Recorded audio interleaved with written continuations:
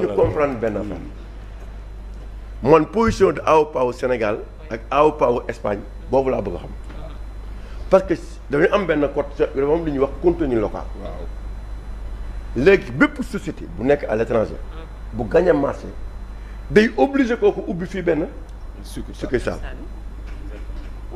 loolu léegi dafay am waaw parce que ni ngay gisee matière SA France noonu la amee matière SA Sénégal.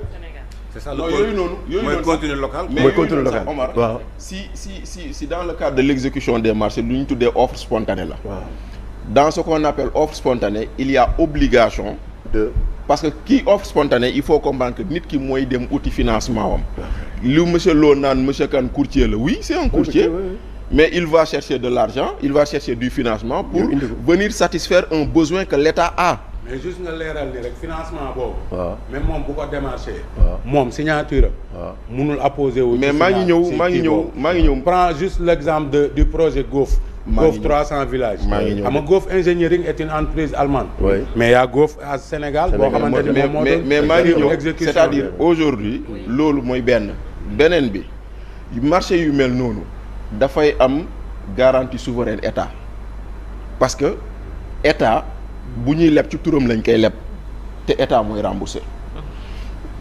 Troisièmement genre marché yooyu noonu y a un minimum boo xam ne dañ ko war a def en matière de sous-traitance dans les marchés mais ici dans le cadre de ce marché-là 60% de l'enveloppe va à AOPA au Sénégal et 40% à AOPA au Espagne loolu moo fa nekk. man li ma la ci mën a leeral mooy. non man loolu maa ko dans le cadre de la renégociation laa wax. non dama ne j'affirme dans le cadre de la renégociation ici li nga xamante ni moom la le nouveau DG def.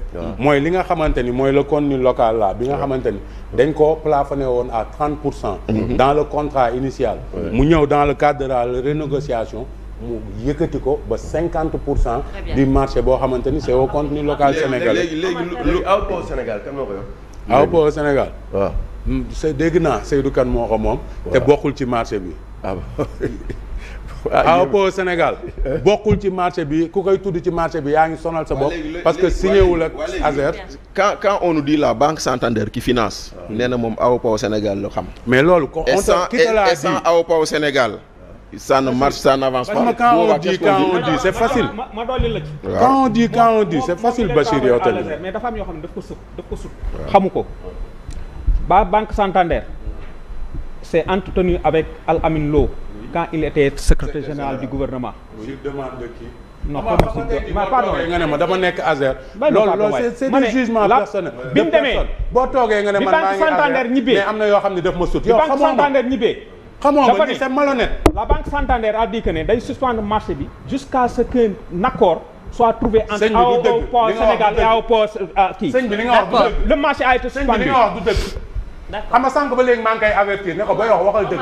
sëñ bi loolu nga wax foofu du dëgg. d'accord Lo. te doo génne preuve loolu. d'accord du Lo. dëgg. Omar termine s'il te plaît. arrêtez waay. ñu dem ci da nga incorrect rek. waaw d'accord si montre que ton incorrection sur le plat xam nga man bu maa la gën a incorrect. non non mais du ma la ko woon mënoo ko xam. non man du ma la ko woon mënoo ko xam parce que yow fii nga ma xamee fii laa la xamee. duñ ko seq sax non man ak yow duñ ko seq sax. ma ne la li nga wax du xoolal s'il vous plaît s'il vous tu plaît. es un chien méchant envoyé sur les plateaux pour mordre. waaw man je ne t'ai pas traité de chien. nga ne ma du dëgg du ma la traité da nga xool lu la neex nga wax ma ko ma xool lu ma neex.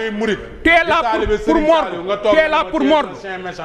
tu es là pour mordre on t'a envoyé pour mordre. grawul amul problème. oui ma on t'a envoyé pour mordre. waaw man maa ngi jégalu. man murit laa mais li nga wax sànq du dëgg de maa ngi jégalu. waaw man tamit tu es là pour mordre tu es là pour mordre. très bien c'est clair. tu es là pour mordre. mais tu peux me traiter de chien méchant parce qu'on est sur un plateau. waaw tu es là pour mordre on t'a envoyé pour mordre. voilà doo ma ko traité feneen. wallaay Azim s'il vous plaît. non problème bi yëpp foofu la nekk nee gis nga réewande boo ko jaayee réewande boo ko jaayee mën na la gën a réew fuuf. nit booy wax. mën na la gën a réew da ngay wax fuuf ba léegi yaa ngi jaay réewande bi nga toogee ci plateau bu ba léegi réewande nga xam ko nga jaay. loolu waxoo dëgg. bi nga loolu toogee waxoo dëgg non nañu ko ne ci débat tu coupes les gens tu coupes les gens intempestivement tu dis ce que tu veux. alors Diouf. jusqu'à la fin de l'émission jusqu'à la fin de l'émission bu ma toogee fii Diouf wax ci Azer lu dul dëgg ma ne ko Diouf li nga wax du dëgg. waaw d'accord très bien s'il vous plaît s'il vous plaît. man tamit dinaa la wax ne tu es un chien méchant envoyé pour mordre. amul problème je prends sur moi. alors mais boo waxee lu dul dëgg naa la wax dëgg ba pare. mais Lo s'il vous plaît Lo. dañ la yónni rek yow dañ la yónni rek. mais Diouf il faut qu'on s'écoute aussi. mënuñu nekk tamit di mu nekk entre nee vous deux on a un temps à gérer on a des thèmes à développer. xam ne kii déglu kenn. s'il vous plaît. Omar yeggali ñu dem. maintenant man li ma ëppul solo mooy c'est le mot surfacturation.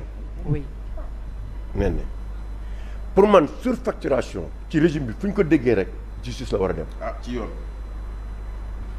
loolu laa jàpp surfacturation waaw waru am négociation parce que dañ si jàpp dafa am jurisprudence Mansour Faye. exactement. kii Ndiaye Moustapha Ndiaye. le DAGE ak naar bi ñooñu surfacturation lañ leen toppee ba takkal leen ba ñi ñu jàpp leen tëj leen ñi ñu takkal leen bracelet électronique.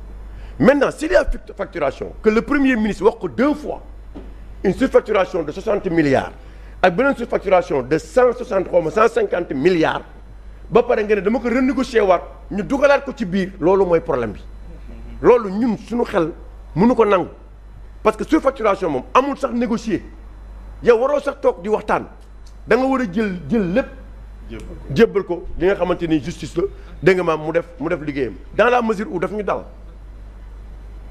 dal nañu ci Arabie Saoudite fii dessalement dal nañu ci 2e port de Ndayane avec Dubai Port World ces chantiers ont été arrêtés te ba ñuy recommencer kenn yëgul kenn amul benn société étrangère bu am succursale fii ñun lan bët sa yëpp ñëw taxaw ne la li nga def yorul yoon sénégalais yi rek dañ koy def nañu waxante dëgg tamit sénégalais yi rek la ñuy topp di tëj suñuy homme d'affaires mais amul benn société étrangère te marché yi ñu am c'est des marchés à milliards nañu waxante dëgg créé seen succursale fii kenn xamul fu ñuy dugal ak fu ñu dul dugal barki démb lañ jàpp benn femme muy tout faire géo xawma lan benn dame là une dame qui a été arrêtée là xaaral man yoroon naa kii ba mu fii sax nee na baal ma tuuti parce que c'est important aussi vraiment xawma tout faire société bi daal tout faire la tudd xaaral ma xool ah tout xaar rek mi ngi nii non jarul revenir yow chaque jour ni nga may def waaye tey di nga ma ko may ni ma la koy maye nga ma koy maye tey mi ngi nii tout faire géotechnique c'est ça une dame mais kan la doon liggéeyal bi ñu koy jàppale la ñu wax mais ki nga xamante ni ne mooy société bi ñuy wax moom lañ jax l'autoroute de l'eau muy Sino Hydro lañ bind ne moom la doon liggéeyal ci projet mais nan lañ mën a jëlee ñooñu ñu tànn ay société chinoise ñu ne moom lañ doon liggéeyal ñu jël femme bi ak lu muy apporté yëpp ñu ne ko rap jël ci prison yi bàyyi ñooñu nga xam ne ñoo ko doon santal liggéey bi dañu waxante dëgg une dame qui travaille yor société am di liggéey c'est-à-dire parfois erreur sax mën na am ñu leen lu négocier ko mais boo ko jëlee moom yaa ngi dégg tëj ko da ngay impacter société am te ñi nga xamante ne ñoo ko sant liggéey bi nag ñoom anuñu muy ces sociétés chinoises tey ñu ngi nii ñu tee ko donc yooyu c'est des choses yoo xamante ni ne c'est difficile en tant que sénégalais nga am ay hommes d'affaires ñu nekk fi di liggéey pour sa réew ñu xëy suba jël leen tëj leen ci anam yoo xamante ni ne kenn xamul lan la te ñoom li ñuy am nii les sociétés étrangères mais ñoom ñëpp a ko am toutes les sociétés étrangères qui sont là actuellement dans le pays on parle tout de suite des salles de classe mais salle de classe nan la demee c'est avec qui c'est avec une société malienne non lu ñu jox ay marché à milliards alors qu'il y a des sociétés sénégalaises qui peuvent faire le même travail. Même dans la renégociation qu'on dit. mais renégociation est-ce que salle de classe day jar 20 millions. waaw renégociation bi ñu def ak ñoom lan la. lan la ñu renégocier moom. non mais dama lay wax ma ne lan la ñu renégocier ak cette société malienne te dossier boobu dinañ ko topp pour nit ñi xam exactement de quoi il s'agit parce que mënoo jël aussi ñun suñuy société yi nekk fii Sénégal ku ci def lu ndaw ñaari ventilateur nga toppee ay nit ventilateur nañu waxante dëgg nga jël une dame qui est ministre qui fii ministre nekk fii nee na dañ waaw ni ministre yow xanaa étranger yi ngay liggéeyal yow nee na dama xam ne que saa yi ma wax nga mën na ku may bëgg a gaawantu te saa yi ma tuddee sénégalais laay tudd bàyyi ma wax sénégalais yi waaw loolu mooy yoon non tey ñi ngi jël Gladima Sophie Gladima mi ngi nii fële te li nga ko jàppee teguñu ko ci dara te mi ngi nee ñu tëj donc ñun li ñuy def suñu société étrangère yi sénégalais yi dafa yéeme dinaa la nettali benn anecdote barki dem nañ def benn article ci Ablaye Sylla dama tikkee ñu ne Ablaye Sylla daa daw xoolal ma xeetu wax yooyu ci ko yor entreprise fii Ecotra am 100 et quelques milliards yoo xamante ni d'investissement dans son propre pays des agents des employés et tout nekk ci réew mi di liggéey li nga xamante ni moom la ñuy wax ci autre société étrangère moom lay def moom te loolu mooy liggéeyam Bachir. d'accord dem à l'extérieur uti financement ñëw indi ko réew. waaw mu jóge ci réew mi dem di uti financement pour indi ko ci réewam pour liggéeyal réewam ñu ne dafa daw. waaw léegi moom léegi ñi nga xamante ni ñoom lay liggéeyal bu ñu ko gisee lan la ñuy wax. parfois préjudice yi ñuy rek def suñu entreprise sénégalaise sax xamuñu ko.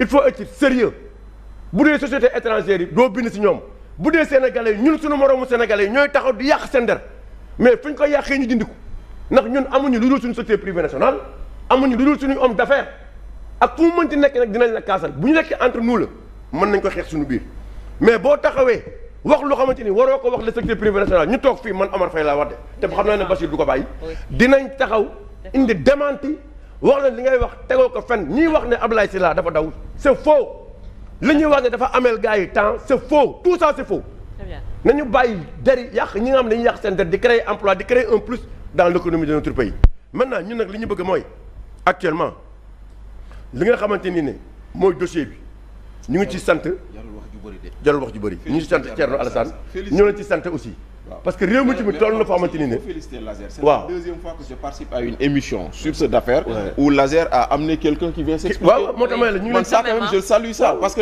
li Azer di def quand même li Azer di def bu ko toutes les administrations doon def sur toutes les questions qu'on se pose mais les Sénégalais en poseraient moins. ñu remercier Noreyni di xam nga tey Noreyni aussi waaw d'accord on est tous d'accord tey même bu fekkoon ne justice dafa jël décision sax yow xam nga ne le monde rural du ñu xaar très bien Omar lu mel ne courant nga war ki indil ay ñu nekk ci lëndëm c'est clair ñun ñëpp tey boo leen jëloon décision sax dem defal leen électrification rurale mais kenn du ci bañ. d'accord là on est pour. alors Mamadou Moustapha yaa ngi doon bëgg rebondir sur cette question Azer avant ñuy dem justice aussi parce qu'on a d'autres thèmes à traiter donc rapidement ñu mën a ñëw ci justice bi et mbaan aussi li fa xew voilà allez-y sur man léegi li ma njëkk a jaaxal xaw ma reeroo sax mooy li Omar wax léegi parce que waa nguur gi waaw man li ñuy mer jaaxal na ma parce que parfois damay suivre débat yi bon Thierno Alassane parce que débat Azer bi j'avoue que j'ai pas trop suivi mais bi ma ci gën a reelu bon Thierno Alassane wax ci Azer bi après directeur bi ne ko non yow sax am nga dossier ci xaw ma lan ministère nag et cetera sa dossier xaw ma lan ba nga pétrole bi kenn xam mais c'est terrible c'est terrible man dama xamul li ñuy mer ndax jàmm la quand les gens là xaalis bi nga moom sa poste kenn du la ci poser question xaalis bi nga liggéey bu weeru dee nga fayeeku mais kenn du ci poser question mais bu fekkente ni bii nag sa waay da nga gérer les ressources publiques xaalis boo xam ne ñëpp ñoo ko bokk nit ñi ils sont fondés ñu def seen liggéey Thierno Alassane Sall liggéeyam la def mën nga bañ a d'accord ak moom comme nga bañ a d'accord ak moom mais def na liggéeyam il pose des questions j'ai vu Guy Marius Sagna wax na affaire oto yi ay député jóg non doo ma koy wax et cetera man ñi liy mer jaaxal na ma c'est-à-dire ils sont toujours tendus même suñuy ree sax dañuy forcer ree bi comme la vache qui rit mais c'est extraordinaire li xew ci réew mi nii lu doy waar la li débat kese la ñun ñoo fi nekkoon nekkatuñ fi ñii fi nekk tey après dootuñu fi nekk ñeneen moo tax lu ci waay di bëgg na ko bëgg ndànk lu waa ci bañ na ko bañ ndànk alors wax na Macky Sall et cetera man je suis fier d'avoir été dans le régime de Macky Sall dama ci kontaan xam nga tax ma ci kontaan projet yi ñuy wax yëpp dama ci ministère yëpp